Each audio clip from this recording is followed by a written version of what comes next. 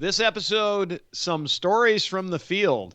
Well, this week, John and I are going to tell you some stories about doing jobs this week. We both have some kind of interesting observations and some things to share with y'all. Lots of great tips in this one, just basically some things to look out for, a couple of other things. So, looking forward to it. Stories from the field. Welcome to the Handyman Pros Radio Show. Home improvement and maintenance tips from the pros. Stories from the field. And to help me explain, it's the captain storyteller himself, Johnny. Oh yeah.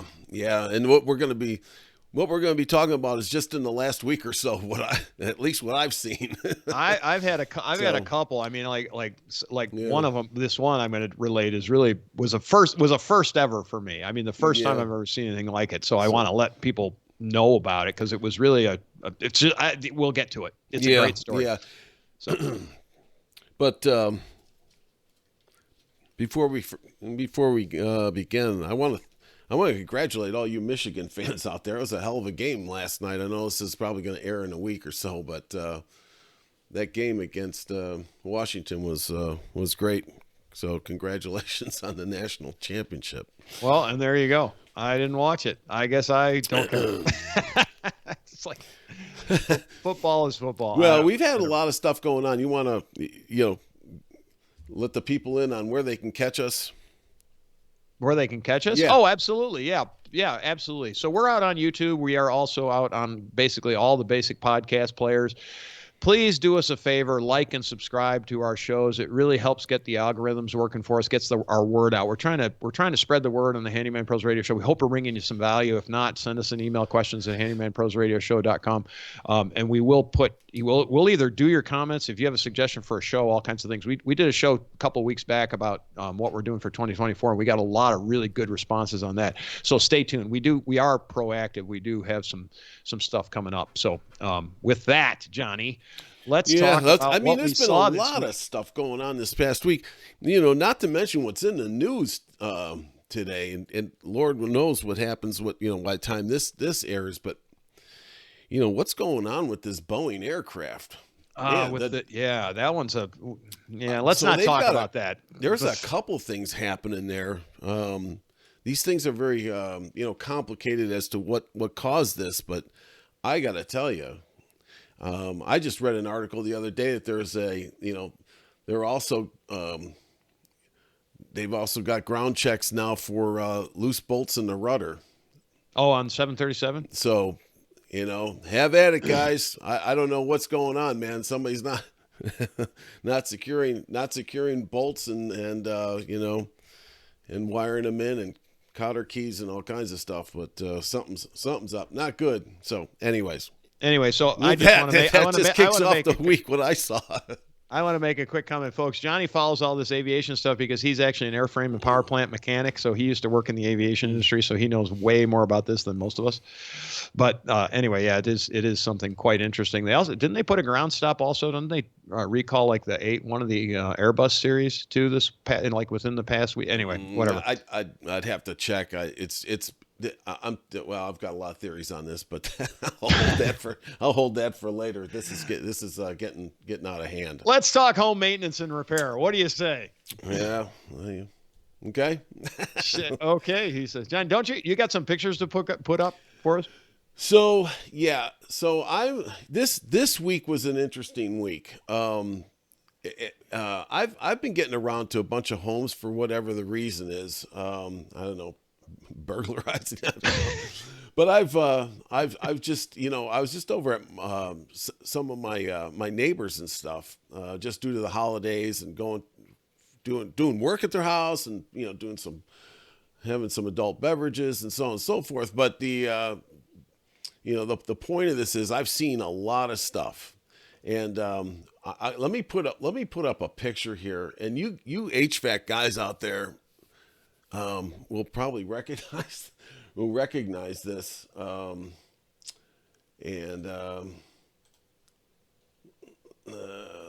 me put this up here. But first, we have to know how to use the Yeah, technology. that is true. Hey, when you're the one-armed producer with everything else. So what we got here is a rusted flue vent. Wow. I see. So, folks, I have not seen these pictures, so just be So you'll aware. see that right there, how rusted that is. Oh, yeah. Look at the rust running down the pipe. Isn't that beautiful? Yeah, it even gets more interesting. Let me bring that up. There's a close up of it. And now, folks, this is a tip, okay? Go look at your flue, the flue pipes. Because if this kind of activity is going on, I'm going to show you that when you touch it, that's Oh, wow. That's what happens. Not so good. So explain that. So first off, Johnny, explain where this is.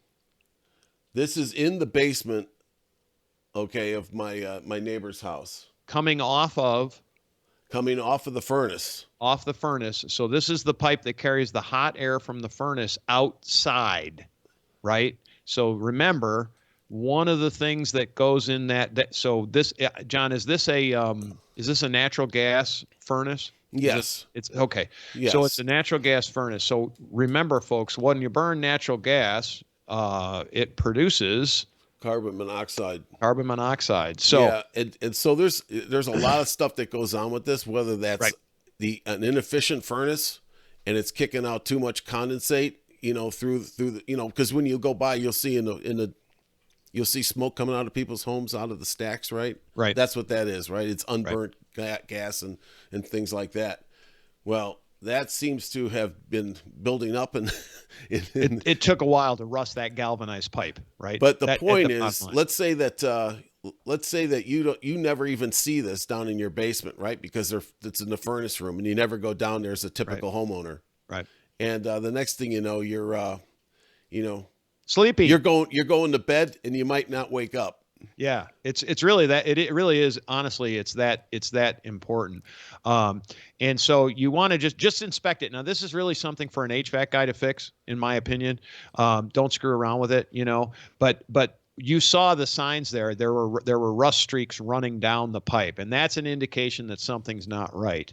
And so with that, and right there in that picture, there are rust streaks. You can see them running down the line. So just go in and look. And gosh, if you see rust streaks like that, might be time to call the HVAC guy, because you just want to make sure that that's taken care of, right? Yeah, and the other thing is if you have this white stuff starting to build up on the outside of the pipe without the rust, something else is going on there. So correct. Get it taken care of immediately. Yeah, it needs to be taken care of because you're going to get real sleepy. I'll tell you the other thing is that another tip here is if you don't have a carbon monoxide detector, you might want to get one. If you're in this situation, right? Oh yeah, if you have that, you need to get one. Just get one just for the heck of it. So his didn't go off, wow. But it didn't fall apart until he went down there, looked at it, and touched it, and then it fell apart. It came apart. Yeah. So that's how close he was to a disaster. Yeah.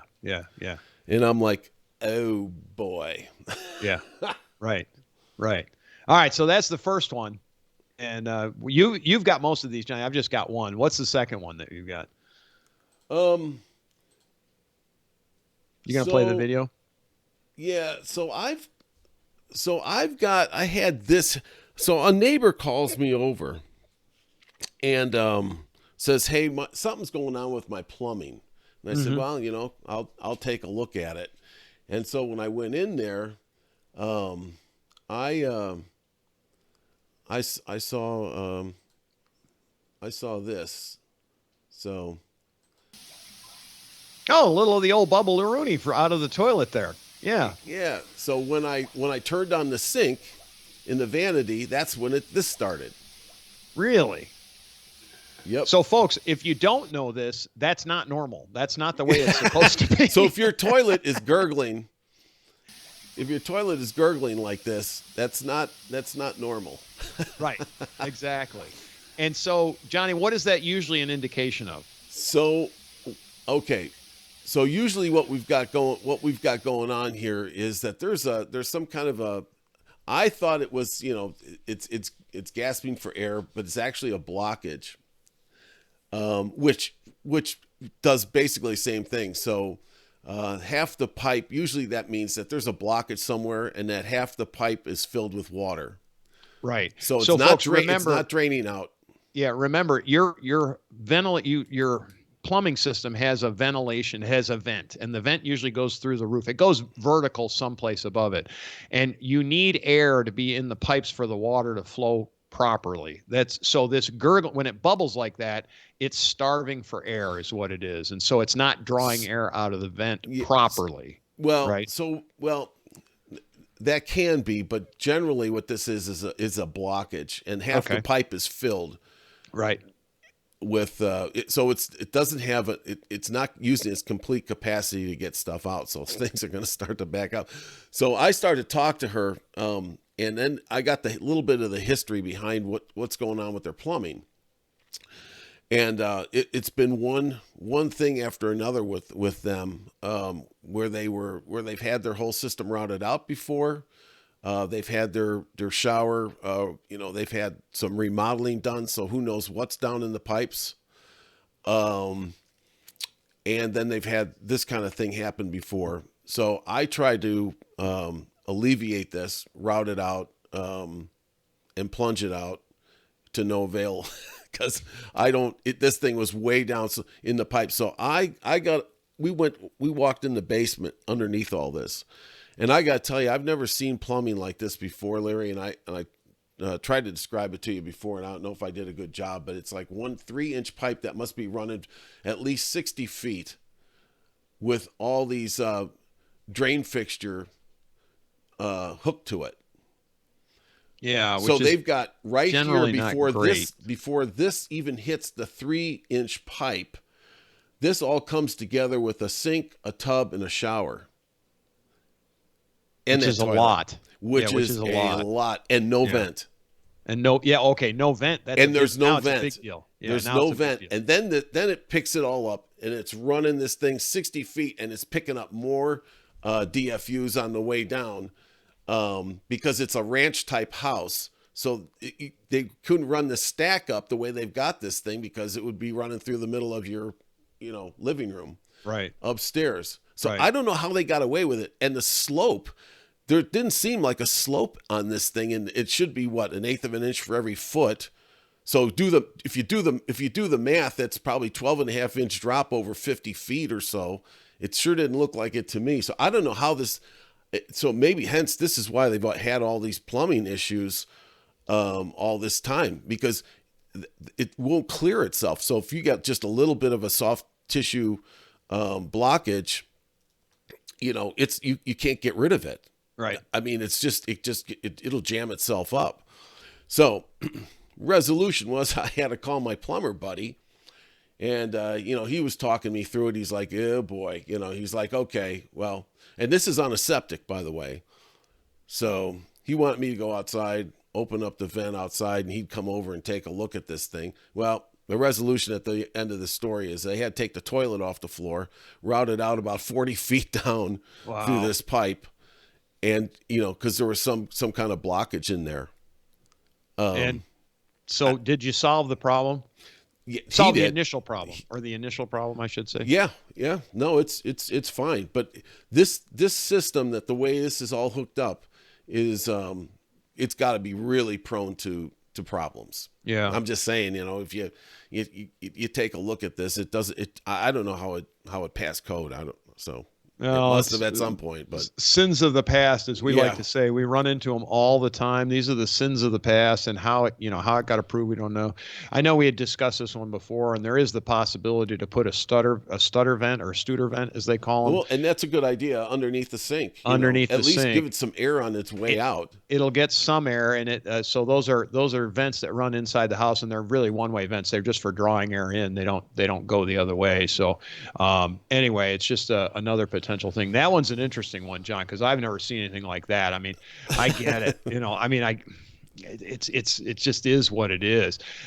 So I went out on a job, John, and so the customer calls me, and he says, the floor of my fiberglass shower is spongy. My next question is, well, how old is the shower? And of course the shower as well, it's an 80s model. And I'm thinking to myself, oh, this it's simple, right? This is an old shower, or an old it's a bathtub shower combination, right? I'm like, well, the bathtub's an 80s model. It's shot, right? It's a fiberglass tub from the 80s. I'm sure it's past its usable life.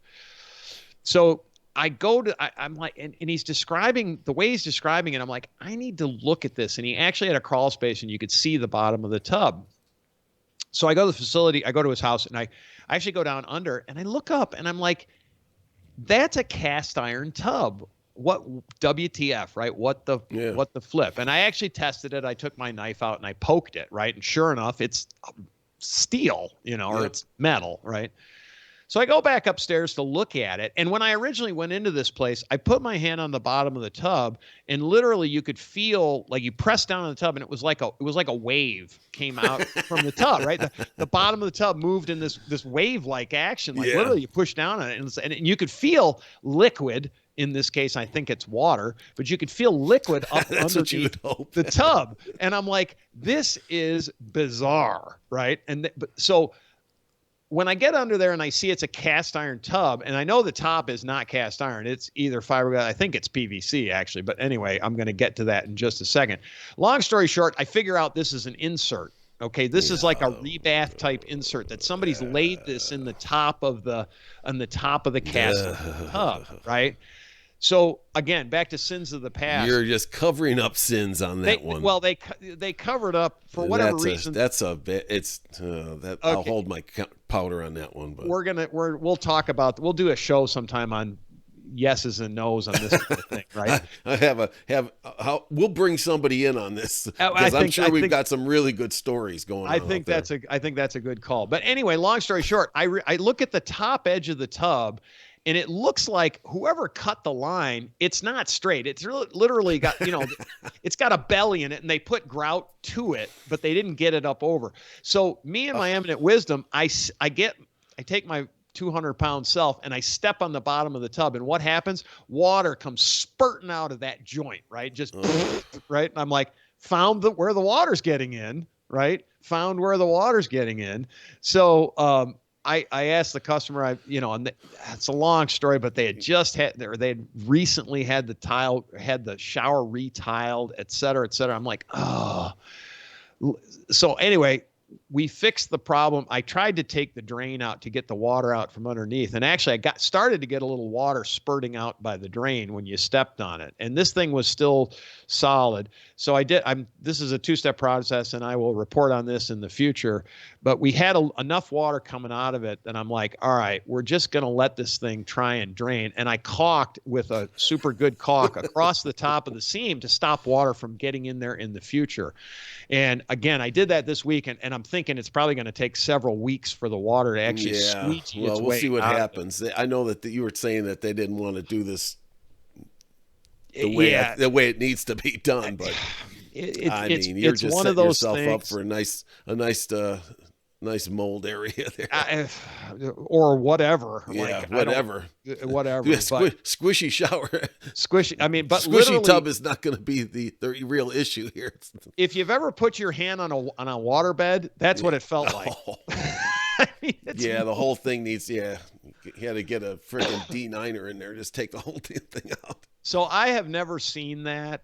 I guess I've obviously never really paid too much attention to anybody doing a shower insert. But after really the problem with this particular lesson number one.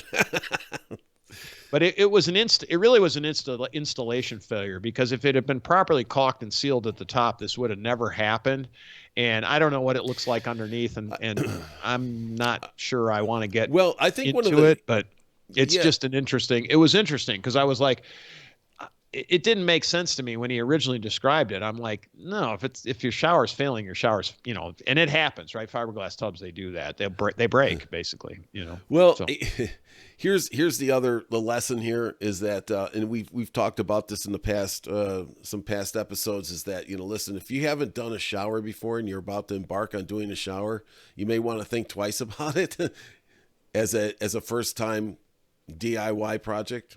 yeah, I can't And tell that if it, because showers are one of the, they're not forgiving, and right, you can spend a lot of money, and there's a lot of techniques to stop these kind of things from happening. Sans this insert thing, but right. it just brings up a whole nother type of discussion on showers in particular. So Yeah, I'm not sure. I know for a fact that these people did not do that. Now they've been in the house for 16 years and they did not put this in themselves.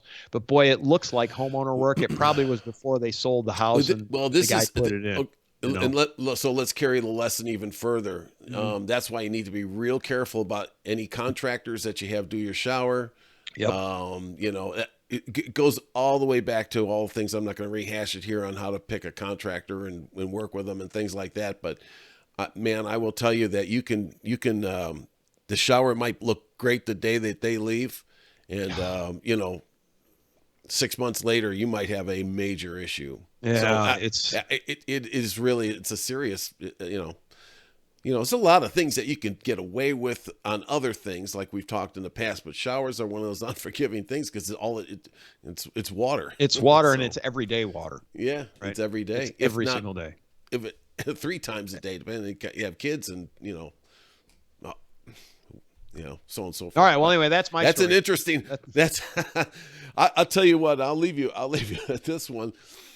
And I have to get back to my. I got to talk to my neighbor about this, which I didn't, because it was getting pretty late when we were over at his house. Johnny, you weren't out drinking on this one, were you? Yeah. Oh no, not me. And I'll tell you what. I worked on his deck before, putting some railings and stuff. But I walked out there, and I don't remember this. But I walked out there, and I don't know what happened in the meantime. But that place is like a trampoline out there. Ooh. And it's got to be 30 feet off the ground. Oh. And I was like, man, don't even walk over there on that side. I don't know what's going on. It was too dark. I couldn't look at it, what was going on underneath there. But I've never, because, with all the joists and everything being maybe 12 inches apart or 10 inches on a deck, it was just really springy, and it just felt like, holy mackerel, I could go right through this thing. So we've talked about this on numerous occasions, and it always goes back to I did some research on this, and folks, you're welcome, just Google it, deck failures in the USA or something like that. There's been a lot of deaths from decks collapsing. A lot of injuries as well. And when I say a lot, I'm talking about 20,000 plus, not deaths, but 20,000 plus injuries. Oh yeah, accidents. And thousands of deaths. It goes into the thousands. It's like 2,000 or something. And usually it occurs when there's a whole lot of people on the deck, like somebody's having a party, because obviously you overload the deck. Yeah. But if you go out on your deck, this is just the words of warning, right? And it makes sense, but it gets ignored. You go out on that deck, and just to John's point, it feels like it's spongy or springy. It feels like it's moving. It's time to get somebody in to look at it. Don't play with that, man. I tell you what, I got to go back and talk to him about it. I didn't bring it up to him at that point, but it wasn't just one spot. It was a bunch of spots, and it surprised me because it's not like it's like Trex or anything. It was where Trex has to have more support, right, than a 5/4, right. And 5/4 they were all 5/4 boards, and they were just like, this thing must have flexed 4 inches. Whoa, 4 inches. Yikes. So, and I was surprised, that it wasn't hitting a joist because they're so, the deck joists are so close to each other, and I was like, so I don't know. It's like this thing didn't have. I don't know what was going on. That's but I'm that's like really serious. That's some serious stuff. Yeah. And I was like, man, I was telling people, don't walk out there, man. Don't go out there. Yeah, that's a really that's potentially, especially 30 feet in the air. Now, if that was 2 feet in the air, not so important, right? But when you're up in the air, and I don't care how high it is, folks, if you won't jump off of it, so for me that's about Right. 3 to 4 feet. I won't jump any Right. higher than that. You need to have that addressed. At 30 feet, oh, I'm not even. I'm Well, going to cut it and the off. other thing I was thinking about, it was cold out, so everybody was inside. Okay. Now, if it was a warm night and he had these people over and they were all out on that deck, It'd be who knows? Yeah, that could have been a disaster. could have been really bad. Yeah. So So- if your deck's moving, I also wonder too, one other thing, John. So remember, we had that whole series of that lumber, that pressure treated lumber from, I think, what was it? When was that? But we found that lumber that was actually bad. I ran into that stuff again. Did you really? Yeah. I can't believe it. It's that's now it's probably about what 12 to 15 years ago they were using this stuff. Yeah. And I don't know what it was. We've run across it A couple times. and matter of fact, I just talked to a guy the other day actually that was replacing all the boards on his deck. And he's got a great big house, beautiful, but that doesn't mean anything because I said, how long ago was your house built? And he's like, 15 years, 13 years. And I said, Yeah. and I said, really time hey, let me specific. ask you this. Do you also have, is a deck off the ground? Do you have, dry below on it? And he's like, yep. I said, do yourself a favor, man. Make sure he goes, well, all the boards were pushed together. Yeah, there's supposed Like, to be gaps in boards on decks, There's, oh my God, anyways, Anyway. you're just setting yourself up for a big problem with that dry below holding the water with no way to air it out. And I don't know. I'd be interested, folks, if you've run into this stuff. I've run into this now several times with dry below where the contractors have put the deck above it, board to board, or just let me rephrase that. The deck was built board to board, okay, without any gaps, and then later on they put dry below there, and there's no way for it to air out. Right. It doesn't allow the air to flow dry around up. the board, which in turn keeps it wet. And consequently, all those boards that we were working on were rotting from the bottom up. The bottom up and the inside, for some reason, inside out on those particular and boards that was- too. Which we believe, we don't have any proof, but we believe all of this stuff had tags on it that said some kind of eco-friendly something or other. There was something like that. I've run into this time Yep. and time again.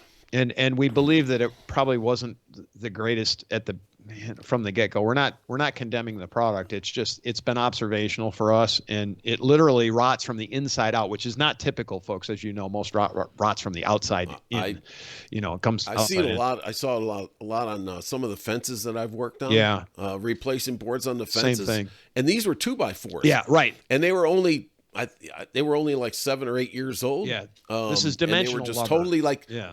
like termites had eaten the thing out. Except it's not termites because there's no tracks. And it's not termites, but it kind of looks like. Yeah, and it's not any kind of bug because we know. I mean, it's not wood boring beetles or anything like that. It's not powder post beetles or any of that stuff because you can just tell it's just different. It just doesn't have the signs of what it is. And so, anyway, yeah, be that as it may. Yeah, it was pretty bad. But just kind of keep an eye out, folks, for things like that. Yep. Same thing, Johnny. Didn't you find a problem with the landing gear on spaceships? Loose bolts. Loose bolts. On the new Max. The new spaceship Max. On the new Max spaceship. Oh man. Oh. I'll tell you what. Yeah. Well, that signifies that That guy found his door. The guy found the door in his backyard. Oh, I know. Oh my God. Can you imagine? Like, think about that too. Think about things falling off of airplanes. It's not good because if it hits you, it's not good. Oh yeah. Yeah, that'll ruin your weekend. Yeah, just a tad. All right, folks, if you enjoy the Handyman Pros Radio Show, please tell your friends and neighbors, like and subscribe to our shows, please. It helps the algorithms. It really gets our word out. If you have questions, comments, or concerns, send us an email, questions@handymanprosradioshow.com. We will respond. We do respond. We will respond, and all of that kind of good stuff. Johnny, take us home, baby. All right, folks. Thanks for watching another episode of the Handyman Pros Radio Show. Stay safe, work hard. We'll see you all next week on the Handyman Pros Radio Show.